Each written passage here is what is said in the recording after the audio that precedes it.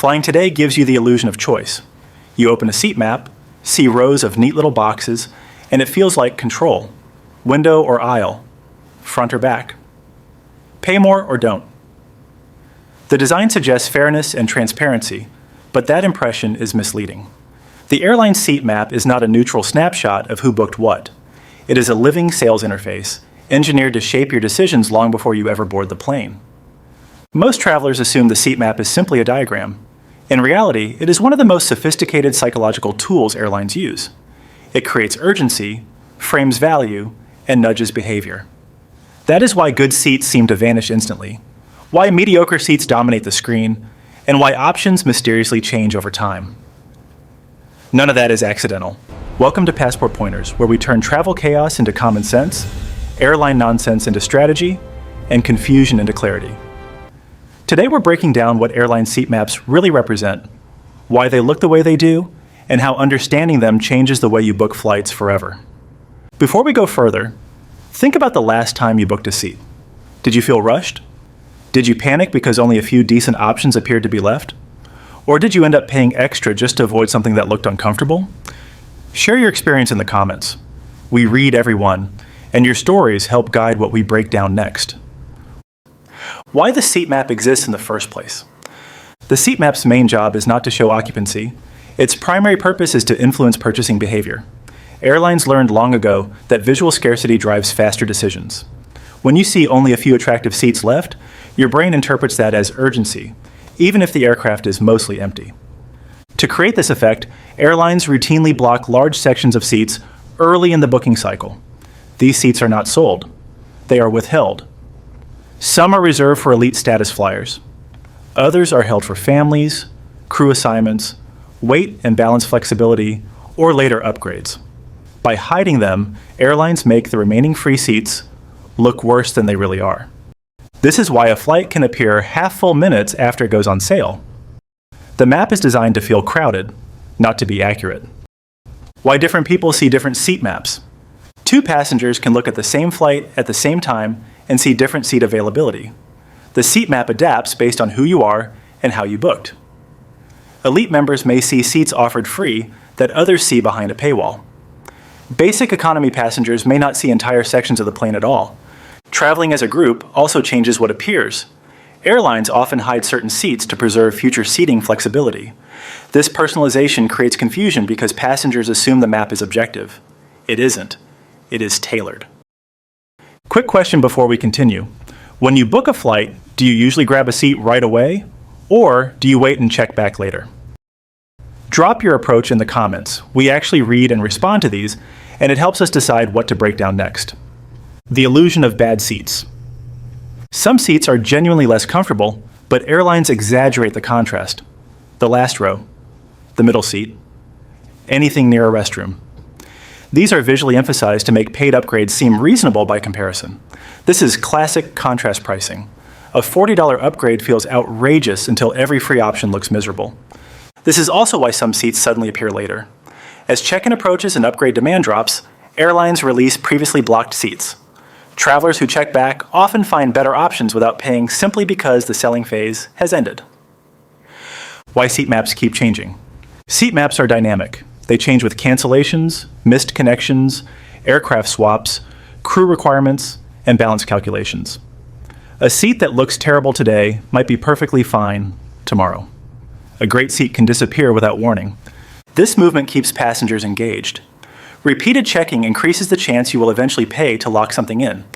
Experienced travelers treat seat maps as evolving information, not final truth. The role of weight and balance. Aircraft must be loaded within strict balance limits. Certain rows are blocked early to preserve flexibility. This is especially common on smaller aircraft. Solo travelers are easier to move than families, which is why they are often targeted for last-minute adjustments. Once you understand this, sudden seat changes feel less personal. They are about safety and efficiency, not punishment. Why booking early isn't always better. Airlines encourage early seat selection because it locks you into a limited pool.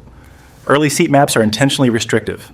Later maps, especially at check-in, are often more generous once the upgrade window closes. Savvy travelers check seat maps multiple times when booking. After booking, at check-in, sometimes even at the gate. Each phase shows a different version of availability. How seat maps train your behavior. Seat maps don't just manage inventory, they condition behavior. Every time hesitation leads to losing a seat, you learn to decide faster next time. Over time, travelers stop questioning scarcity and assume it's real. This conditioning increases stress and spending, which benefits airlines. Why routes matter. Business-heavy routes show more block seats early because airlines expect upgrades. Leisure routes tighten closer to departure. The map reflects expectations, not reality. Understanding route type helps you interpret what you see. The middle seat's real purpose. Middle seats are psychological leverage. They make everything else look better. Their value is not physical, it is comparative. Why the map never matches reality. Families move. Upgrades clear. Missed connections reshuffle everything. The map you imagine rarely matches the plane you board. Expecting certainty is what causes frustration. How understanding seat maps reduces stress. Once you understand what seat maps are designed to do, you stop panicking. You stop rushing. You make calmer decisions. The map becomes information, not pressure. The seat map isn't lying, but it isn't telling the whole truth. It is doing its job. Your job is to understand that and respond intelligently. Common myths that seat maps exploit. One widespread myth is that choosing a seat early guarantees a better experience. Airlines benefit from this belief because it drives early engagement and paid selection. In practice, early selection often limits your choices instead of expanding them. Another myth is that empty seats always mean unsold tickets. Frequently, they are placeholders waiting for a later stage in the process. Another assumption is that gate agents control seat maps arbitrarily. While agents have some discretion, most changes are automated based on rules you never see. Blaming staff misses the larger system at work. How this affects stress levels. When people believe the map represents reality, every change feels like a loss. That creates anxiety. When you understand it as a sales interface, changes feel neutral. Knowledge reduces emotional reaction. What smart travelers do differently. They avoid panic decisions. They revisit seat maps strategically. They understand timing matters more than speed. Most importantly, they separate comfort from urgency. The long-term effect on travelers. Over time, constant exposure to artificial scarcity changes how people feel about flying. They arrive tense. They assume discomfort is inevitable. This resignation is not accidental. It is learned. Airlines rely on familiarity to reduce resistance. When stress becomes expected, fewer people push back. This is why experienced travelers often feel more frustrated than first-timers. They remember when the experience felt different. The seat map is one of the most visible symbols of that change. How to read a seat map realistically. Instead of asking which seat is best, ask why certain seats are shown at all. Notice patterns. Notice timing. Treat the map as a signal, not a promise. Why this knowledge matters. Understanding seat maps doesn't just save money. It preserves energy. When you stop fighting illusions, travel becomes calmer. Applying this on your next booking. On your next flight, resist the urge to choose immediately. Observe, compare. Check again later. If you must choose early, choose function over fear. Remember that many bad seats are temporary placeholders.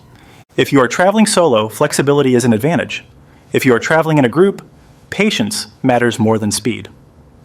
The big picture. Seat maps are one small part of a larger shift in air travel. Responsibility has moved to passengers. Transparency has decreased. Understanding systems is now a survival skill.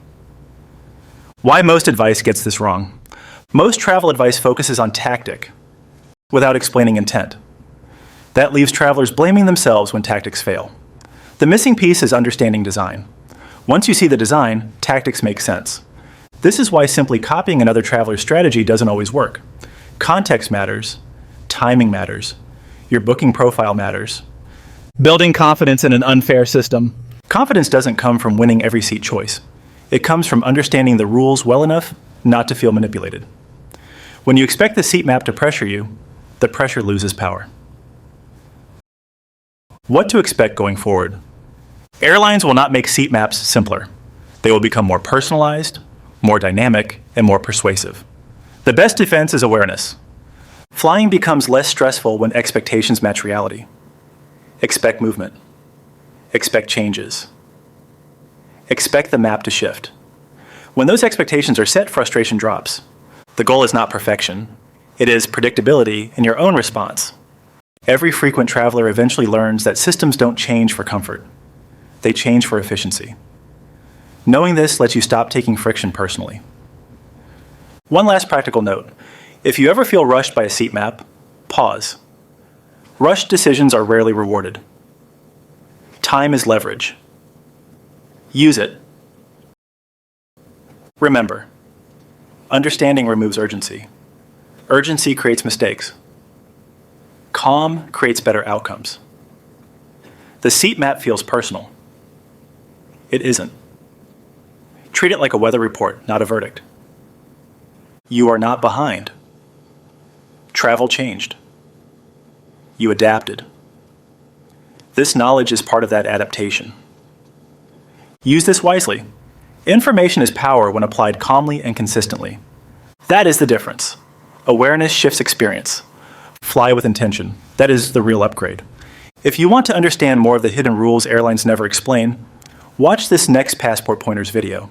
It breaks down a different part of the travel system so you can fly smarter instead of more stressed. Thanks for watching Passport Pointers, and I'll see you in the next video.